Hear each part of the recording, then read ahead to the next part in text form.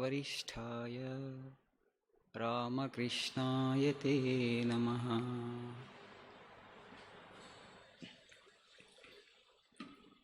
ఇవాళ మనము స్వామి అద్వైతానంద మహారాజ్ వారి జన్మదినాన్ని జరుపుకుంటున్నాం. శ్రీరామకృష్ణుల 16 మంది సన్యాస శిష్యుల్లో ఈయన ఒకరు. సన్యాస శిష్యులందరూ కూడా రకరకాల కారణాల వలన, అంటే వాళ్ళ సంస్కారాల ప్రభావం ప్రకారం ఎక్కువ మంది సన్యాస శిష్యులు వాళ్ళు 18-19 సంవత్సరాల వయసు ఉన్నప్పుడే శ్రీరామకృష్ణ దగ్గరికి వస్తారు. కానీ గోపాల్ చంద్ర ఘోష్, ప్రీమొనాస్టిక్ నేమ్, స్వామి అద్వైతానంద కాకముందు ఆయన పేరు గోపాల్ చంద్ర ఘోష్. ఆయన శ్రీరామకృష్ణ దగ్గరికి 55వ సంవత్సరంలో వస్తారు. భార్య వియోగం వలన ఆ బాధ భరించలేక డాక్టర్ మహేంద్ర పాల్ అని ఆయన మిత్రుడు సలహా ఇస్తే స్వామి అద్వైతానంద మహారాజ్ అప్పుడు గోపాల్ చంద్ర ఘోష్ శ్రీరామకృష్ణ వారి దగ్గరికి వస్తారు.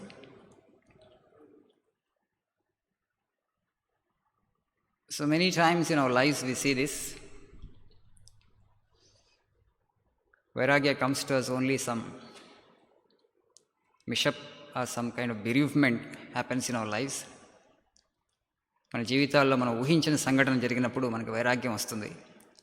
చాలామందికి ఆ వైరాగ్యం ఎక్కువ కాలం నిలవదు, కానీ ఇక్కడ అద్వైతానంద మహారాజ్కి మాత్రం ఆ వైరాగ్యం నిలిచింది.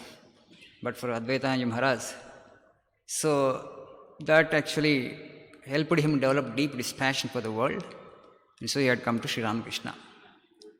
ఆయన రామకృష్ణ వారి దగ్గరికి వచ్చిన తర్వాత మొదటి సమావేశంలో ఎప్పుడైతే మొట్టమొదటిసారి ఆయన రామకృష్ణ వారి దగ్గరికి వెళ్ళాడో ఆయనకి వారిలో ఏమీ కనపడలేదు.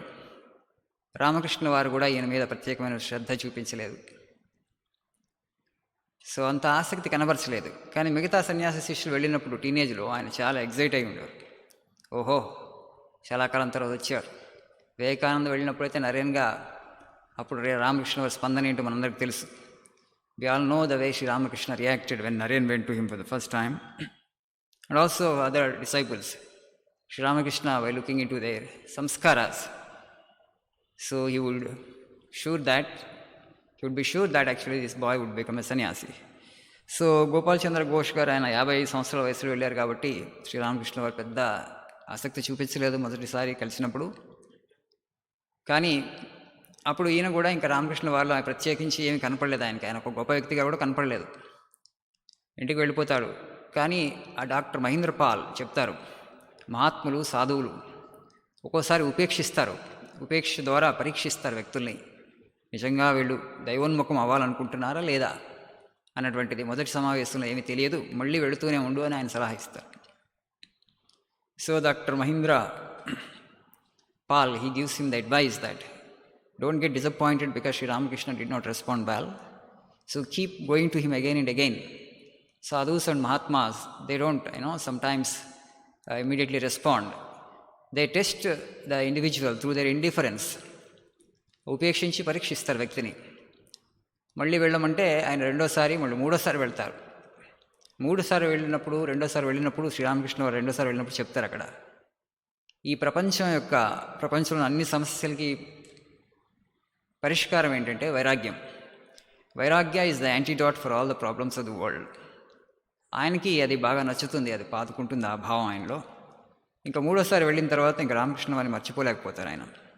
శ్రీరామకృష్ణస్ form creates such an indelible impression in his mind, you would not be able to forget that. So, and he started going to Sri Ramakrishna again and again.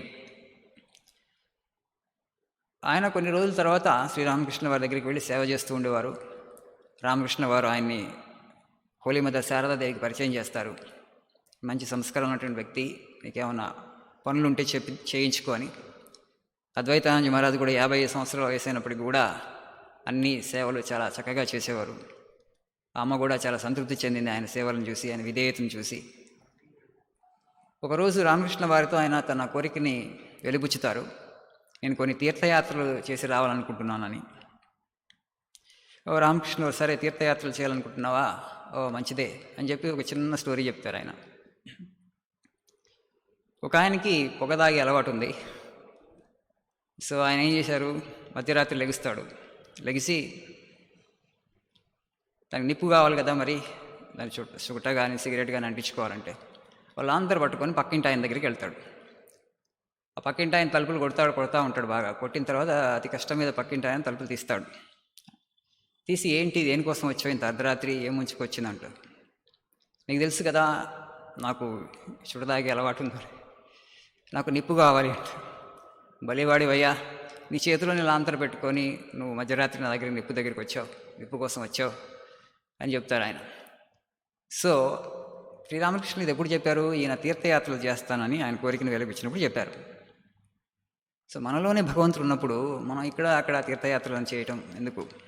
మనిషి అతి సమీపంగా ఉన్న భగవంతుని స్మరిస్తాడు. అది స్మరించి అన్ని చోట్లకి తిరుగుతూ ఉంటాడు, ఇక్కడికి అక్కడికి భగవంతుని వెతుకుతూ ఉంటారంటారు. మన భగవంతుడు మన లోపలే ఉన్నటువంటి ఏంటి, అది పెద్ద సబ్జెక్టు. చాలామందికి ఇంకా నమ్మకం కుదరలేదు, భగవంతుడు లోపలే ఉన్నాడంటే ఏంటో అది అర్థం కూడా కాదు. దానికి కొంచెం వివరంగా ఎక్స్ప్లెయిన్ చేయాలంటే కొంచెం ఉపనిషత్తు జ్ఞానం అవసరం అవుతుంది. So Sri Ramakrishna tells him the story, that God is within us, but we ignore that God and we do pilgrimages. When Swami Advaitananda had expressed his desire to go on a pilgrimage, through this story, a person actually has the habit of smoking. He wanted to smoke that night. So he wanted to have a little fire. So he goes to his neighbor with a lantern in his hand. He knocks at the door of the neighbor, and the neighbor opens the door. Oh, what for you have come in this dead of the night? So I have the habit of smoking. I want to light my cigarette. And then the neighbor says, actually, you're a wonderful person indeed. You have got a lighted lantern in your hand. So then you have come to me for fire to light your charcoal. So like that actually we behave. That God is within us. It's not a small statement. We need to meditate on it. We need to think on it. మనలోనే భగవంతుడు ఉన్నాడంటే ఏంటి, దాని అర్థం ఏమిటి? మరి ఎందుకు మనం తెలుసుకోలేకపోతున్నాం? మనలో భగవంతుడు ఉంటే మనం ఎందుకు లోపలే చూడలేకపోతున్నాం అంటే దానికి రజోగుణం, తమోగుణం కారణాలు అవుతాయి. ప్రాపంచికమైనటువంటి కోరికలు చాలా పెట్టుకొని పూర్తిగా బాహ్య దృష్టి ఉంది కాబట్టి మనం అంతర్దృష్టిని పెంపొందించుకోలేకపోతున్నాం. So because we have this rajas and tamas in us, we have so many material desires, and so we look only outward and we don't look inward, and that's why actually we are not able to perceive the Lord dwelling in our own heart.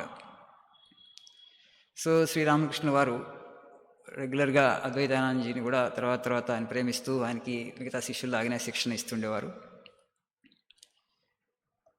ఒకసారి స్వామి అద్వైతానంద తర్వాత అంటే రామకృష్ణ వారు ముందు కాశీపూరు అంటే శ్యామ్ పుకుర్ బాటి, తర్వాత కాశీపూరులో ఆయన treatment తీసుకుంటేవాడు. వాళ్ళు రామకృష్ణ వారికి చాలా శ్రద్ధతో సేవ చేస్తుండేవారు. ఒకరోజు ఆయన ధ్యానానికని వెళ్ళిపోతారు. ఎందుకంటే రామకృష్ణ వారి క్యాన్సర్ వచ్చి ఆయన మంచం మీదనే ఉంటారు కాబట్టి ఈ సన్యాసి శిష్యులందరూ కూడా ఒకరి తర్వాత ఒకరు ఆయనకి సేవలు అందిస్తూ ఉండేవారు. ఒక్కొక్కరు ఒక్కో సమయంలో అద్వైతానందజీ మహారాజు ఆ రోజు శ్రీరామకృష్ణ వారికి సేవ అందించే బదులు ఆయన ఎక్కడికో వెళ్ళి ధ్యానం చేసుకుంటూ ఉంటారు. తర్వాత అమ్మ శారదాదేవి చెప్తుంది జరిగినటువంటి సంఘటన గుర్తు చేసుకుంటూ. అప్పుడు ఆయన వెళ్ళిపోయినప్పుడు గిరీష్ చంద్ర ఘోష్ ఉంటారు అక్కడ. రామకృష్ణ వారికి సేవ చేయడానికి అద్వైతానందజీ లేరు, ఆయన ధ్యానం కోసం వెళ్ళారు.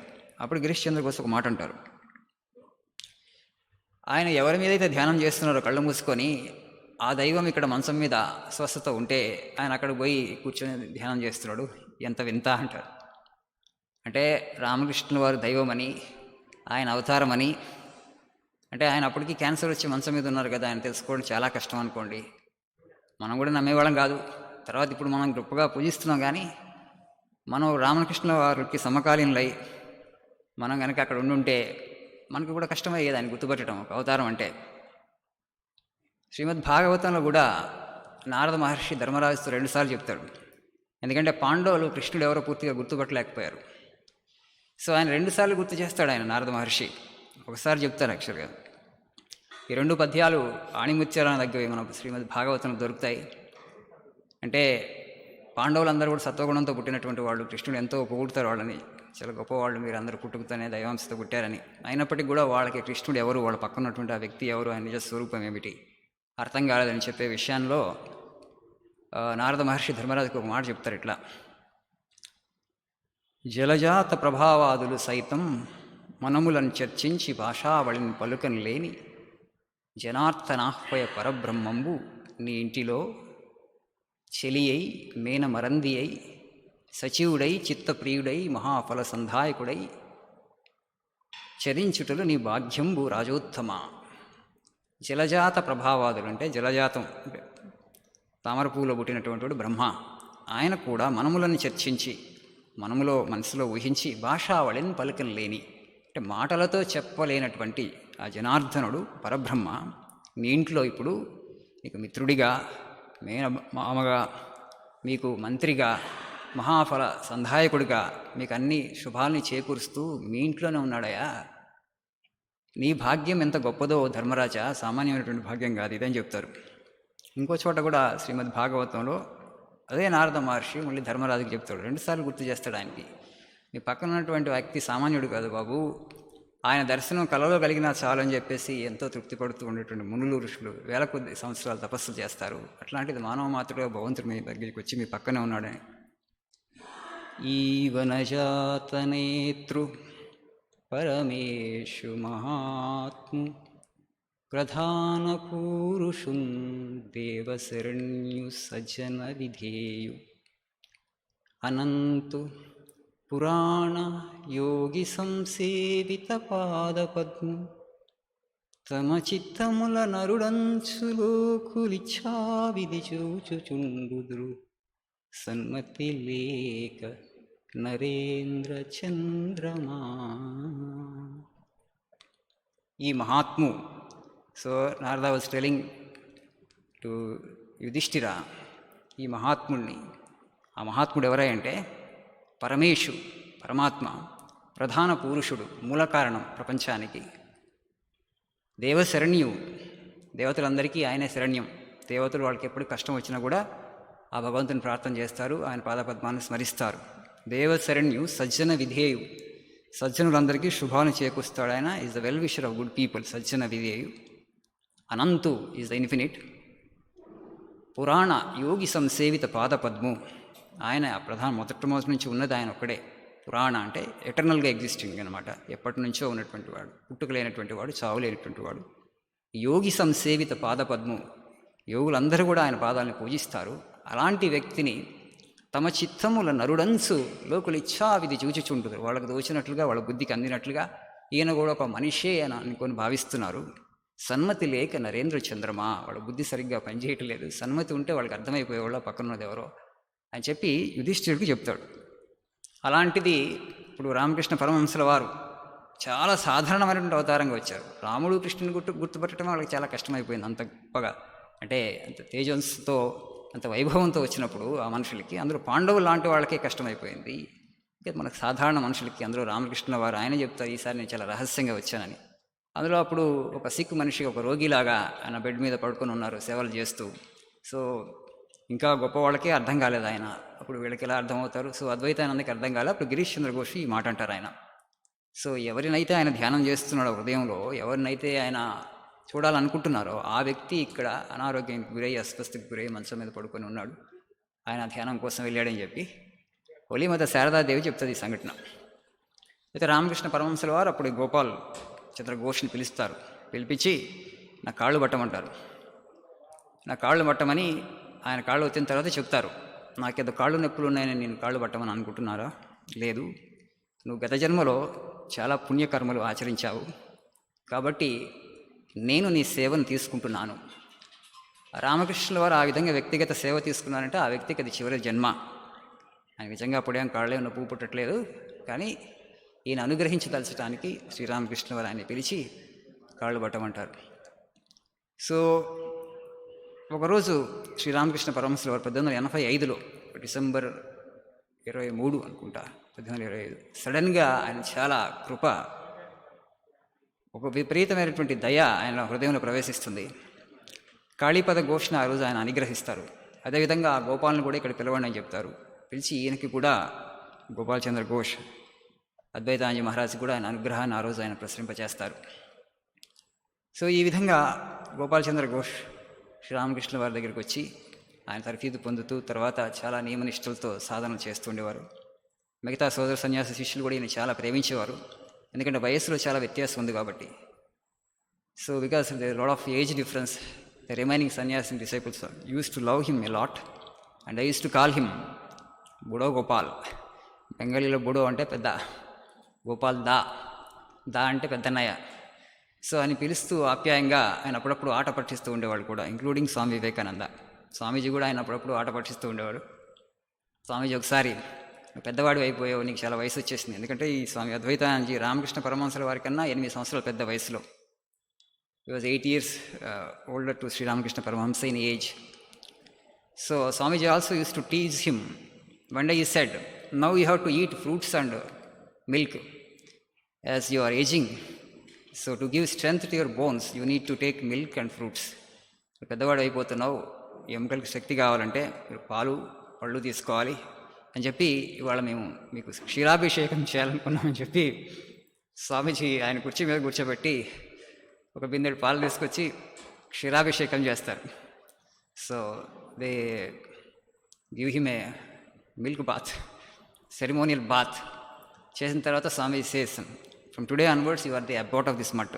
ఇవాటి నుంచి నువ్వే మఠాధ్యక్షుడివి, నువ్వే మా అందరికీ కూడా అధ్యక్షుడు అని చెప్పి. సో ఆ విధంగా Swamiji use to tease him, but ఆయన ఎప్పుడు ఏది వేరే విధంగా అనుకునేవాడు కాదు. He never use to mind such teasing because he was so elderly and also very gentle human being. One day Swami Akhandanandaji, what he does, so he removes his pillow and puts in place of that pillow a brick and covers it with a cloth.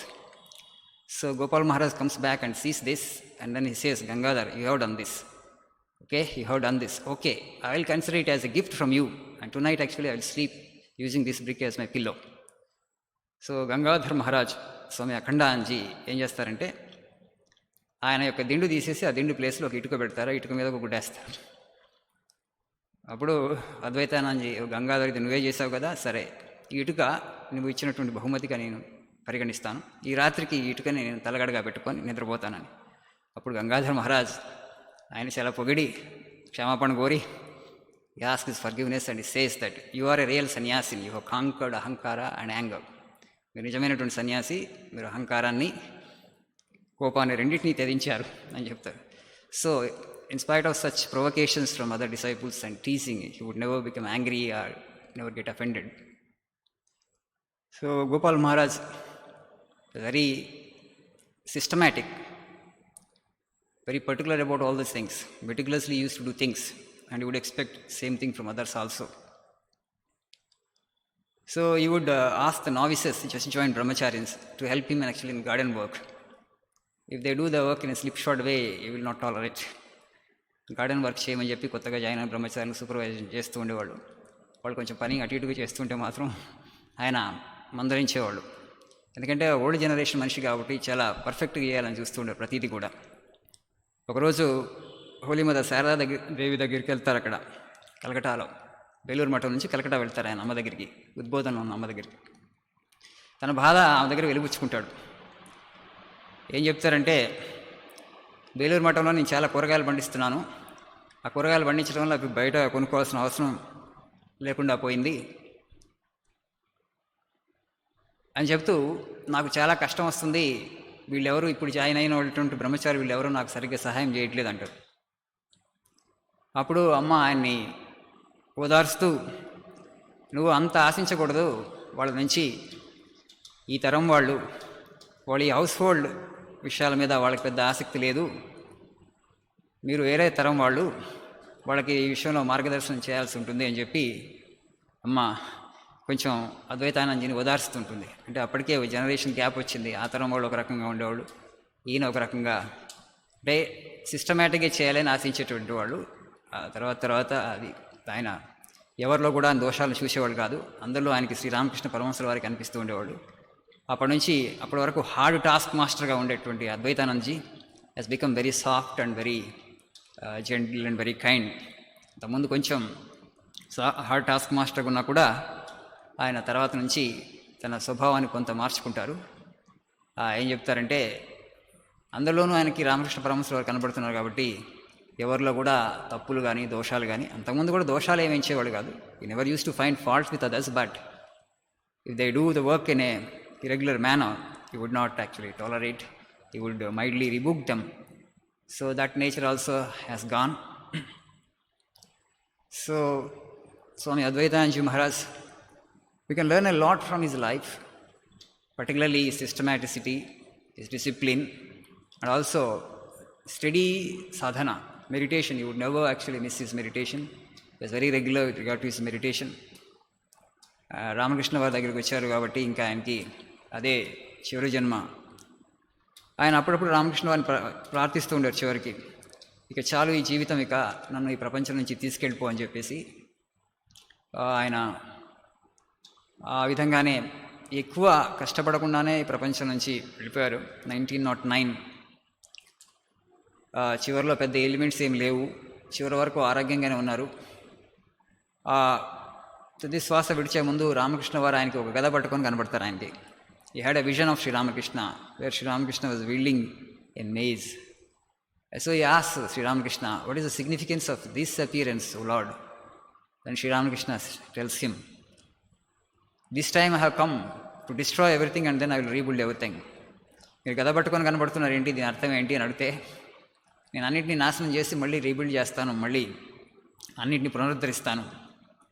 అంటే మనుషులో ఉన్నటువంటి సందేహాలు, అంటే రకరకాల సందేహాలు అవన్నీ ఉండిపోయినాయి. అంటే మనుషుల మనస్సుని ఖాళీ చేసేసి కడిగేసేసి, ఆ ప్రాపంచికతో నిండి ఉంటుంది కదా మనస్సు, I will destroy everything and rebuild everything. అంటే I will clean the mind of all the impurities of materialism and then actually I will infuse the spiritual thought in to the individuals అని చెప్పి, probably the significance of that vision of Swami Subodhanandaji. So మనకి రామకృష్ణ వారు అన్ని direct disciples మనం ఎన్నిసార్లు చదివినా మళ్ళీ కొత్తగానే అనిపిస్తుంది. Any number of times you may read these biographies of the direct disciples of Shri Ramakrishna Paramahansa, you would find them still new. ఎన్నిసార్లు చదివినా ఇంకా కొత్తగానే అనిపిస్తూ ఉంటుంది. ఎందుకంటే స్పిరిచువల్ థాట్స్ కాబట్టి, the interaction they had with Shri Ramakrishna was a spiritual interaction, not a worldly interaction. So ఒకసారి చదివి మనం ఒకసారి వదిలిపెట్టేయడం కాకుండా, మనం నిత్యము చదువుతూ ఉంటే వాళ్ళ జీవితాలు మనకు అద్భుతమైనటువంటి శిక్షణ లభిస్తుంది, మార్గదర్శనం లభిస్తుంది, పర్టికులర్గా ఆధ్యాత్మిక జీవితంలో ఎలా ముందుకు వెళ్ళాలని. మనందరం కూడా ఈ 16 మంది సన్యాస శిష్యుల్లో ఏదో ఒక కేటగిరీలో ఫిట్ అయిపోతాం. చాలామందికి చాలా సందేహాలు ఉన్నాయి with regard spirituality. So why Shri Ramakrishna had chosen actually these 16. So all the mentalities, all the temperaments of the individuals that are they in the world, they would fit in to the 16. So ఏదో ఒక జీవితంతో మనకు connect అయిపోతుంది, మన జీవితం ఆ direct disciples జీవితంతో connect అయిపోతుంది. ఆయనకు వాళ్ళకి ఇచ్చిన ఇన్స్ట్రక్షనే మనకి పనిచేస్తుంది, ఉపయోగపడుతుంది. So we can take the same instruction and we can move forward in our spiritual life. So in that way we may feel sometimes that Sri Ramakrishna is not there in front of us, Sri Ramakrishna is not there with us physically, but the Lord is guiding us all the time through the lives of these direct disciples. Shri Ramakrishna వారు మనకి మార్గదర్శనం చేస్తూనే ఉన్నారు. వీళ్ళ జీవితాల ద్వారా, వీళ్ళకి ఇచ్చినటువంటి సందేశం ద్వారా, బోధల ద్వారా మనం we have to take the message, that's all. So అప్పుడప్పుడు చదవటం కాకుండా రోజు కనుక మనం ఒక నిత్య అంటే ఎవ్రీడే హ్యాబిట్ చేసుకుంటే విల్ గెయిన్ ఇమ్మెన్స్లీ. నేను చదువుతున్నాను, ప్రతి సంవత్సరం చేస్తూనే ఉన్నాం మనం డైరెక్ట్ డిసైపుల్స్ జన్మదినాలు జరుపుకుంటూనే ఉన్నాం. ఆ జన్మదినం రోజు కొంచెం మాట్లాడడానికి అప్పుడు పుస్తకం తీస్తే మళ్ళీ మొట్టమొదటిసారి చదువుతున్నానా అని అనిపిస్తుంది. అంటే ఆ సంభాషణలో యాస్టీస్కి ఎందుకో గుర్తుండట్లేదు ఆ లాంగ్వేజ్, అది ఎందుకంటే మళ్ళీ చదవాలి. ఎందుకంటే ప్రాపంచిక సంస్కారం అనేటువంటిది వెంటనే అక్కడ పాతకపోతుంది, అది వెంటనే మనం పెకలించి వేయడం చాలా కష్టం. ఈ ఆధ్యాత్మిక సంస్కారం ఎలాంటిదంటే అసలు అక్కడ మనసులో అది పాతుకోవాలంటేనే చాలా కష్టం అవుతుంటుంది. అదే చాలా కష్టం, మళ్ళీ చదివితే తప్ప అది పాతుకోదు, సాధన చేస్తే తప్ప అది పాతుకోదు. The spiritual sanskaras, they don't get into our mind so easily, but whereas the worldly sanskaras actually, they will get rooted in our mind in no time. Why? Because there is already so much of materialistic thought, so much of worldly thought. There is only a trace of spiritual thought, but everybody is, kind of complacent has become. Oh, I have so much of spirituality in me, so much of spiritual thought in me. No. An average person will have not more than 5 to 10% of spiritual thought. 90% only this worldly thought is there. That's the reason the spiritual thought actually is not getting rooted there. And not only the samskaras of this birth, the samskaras of the previous births are also we carry, right? ఈ జన్మలో చేసినటువంటి కర్మలే కాకుండా గత జన్మలో చేసినటువంటి కర్మలు ఎన్నో ఉన్నాయి కదా, అవన్నీ కూడా ప్రాపంచిక కర్మలు ఎక్కువ ఉన్నాయి. మనం గత జన్మలో చాలా గొప్ప స్పిరిచువల్ సాధకులం అయి ఉంటే ఆ సంస్కారం మనకి ఈ జన్మలో వచ్చి ఉండేది. సో వీటి వలన ఏమో మనకంటనే ఈ భావాలు లోపలికి వెళ్ళవు. కాకపోతే మళ్ళీ మళ్ళీ మనం చదువుతూ ఉంటే మనకి ఎప్పుడు కూడా ప్రేరణ స్ఫూర్తి లభిస్తుంది. ఒక ఆధ్యాత్మిక సాధకుడుగా మనం నిరంతరం ఇది చేస్తూ ఉంటే అది కూడా సాధన అవుతుంది.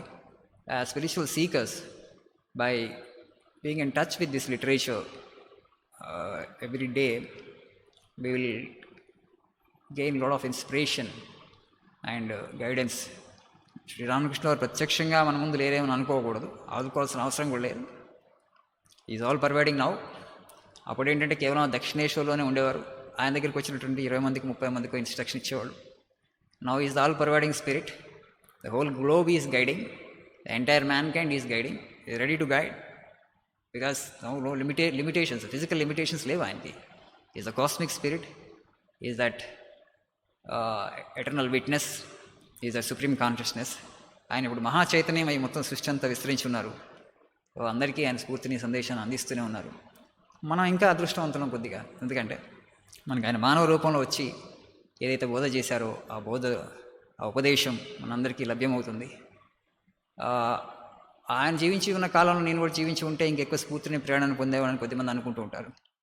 అలా చింతించాల్సిన అవసరం లేదు. You can derive more inspiration now than when he was physically alive. ఇందాక చెప్పినట్లు ఆయన మానవ మాత్రలోకి వచ్చినప్పుడు ఆయన పక్కన ఉన్నటువంటి కూడా ఎవరు ఆయన గుర్తుపట్టలేకపోయారు, అందుకని ఆయన మీద నమ్మకాన్ని ఏర్పరచుకోలేకపోయారు. మనకి ఆ సమస్య లేదు ఇప్పుడు. సో ఆయన టీచింగ్స్తో, ఇమాజినేషన్ ద్వారా, ఎందుకంటే imagination is more powerful than reality. మనసుకి ఎంత కల్పనాశక్తి ఉందండి, ఈ కల్పనాశక్తి రియాలిటీ కన్నా చాలా పవర్ఫుల్. సో ఆ కల్పనాశక్తిని మనం ఉపయోగించి మనం రామకృష్ణ పరమహంస వారితో సంభాషిస్తున్నట్లు మనం ఊహించుకుంటే ఇది ఇంకా ఎక్కువ లైవ్గా ఉంటుంది. ఇక్కడ సందేహం రాదు, ఎందుకంటే మనం ఇప్పుడు అంతా ఆయన జీవితం చదివిన్నాం, బోధలు చదివిన్నాం. కానీ ఆయన భౌతికంగా మనం చూస్తుంటే ఒక వ్యక్తిగా వెళ్ళుంటుంటే మన మనసుకి జడ్జిమెంటల్ టెండెన్సీ ఉంది కాబట్టి ఆ మనిషిలోని దోషాలే కనపడే, ఆ ఇన్కార్నేషన్లో కూడా దోషాలే కనపడితే మనకు వెంటనే శ్రద్ధ, నమ్మకం ఏర్పడదు. So in that way I think we are very very fortunate. We have come in touch with the literature, Ramakrishna Vivekananda literature. The teachings that Sri Ramakrishna has given to direct disciples, extraordinary teachings, very practical. We need to take inspiration from these teachings and mold our spiritual lives. So on this auspicious day of Swami Advaitananda Maharaj's birthday, we shall remember his life and teachings. We shall pray to him that he might intervene on all our behalf, and he might pray to Sri Ramakrishna that he would also be blessed with the same kind of spiritual realization which he had experienced because of the grace of Sri Ramakrishna. Om Tassat. Sri Ramakrishna Arpanamastu.